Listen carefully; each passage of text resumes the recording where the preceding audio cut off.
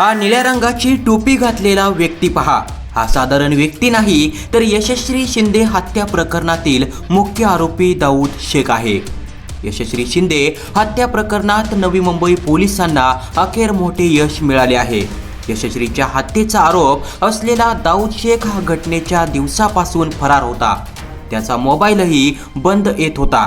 महाराष्ट्रात आणि राज्याबाहेरही पोलीस त्याच्या मार्गावर होते. अखेर दाऊद शेखच्या पोलिसांनी राज्याबाहेर जाऊन मुसक्या आवळल्या आहेत. दाऊद शेख कुठे होता? यशस्वी शिंदेचा मृतदेह सापडल्यानंतर पोलिसांनी तिचे कॉल रेकॉर्ड तपासले. त्यात ती दाऊद शेख सोबत बोलत होती हे समोर आले. त्यानंतर दाऊद शेखच्या नंबरवर पोलिसांनी कॉल केले, पण त्याचा नंबर बंद येत होता. महत्त्वाची बाब म्हणजे यशस्वी शिंदे आणि दाऊद शेख या दोघांचे मोबाईल एकाच वेळी बंद झाल्याचे पोलीस तपासात समोर आले. त्यामुळे पोलीस त्याचा शोध घेत होते. दाऊद शेख हा मूळचा कर्नाटकचा असल्याची माहिती पोलिसांना तपासातून मिळाली. त्यानंतर पोलिसांनी एक पथक कर्नाटकमध्ये पाठवले.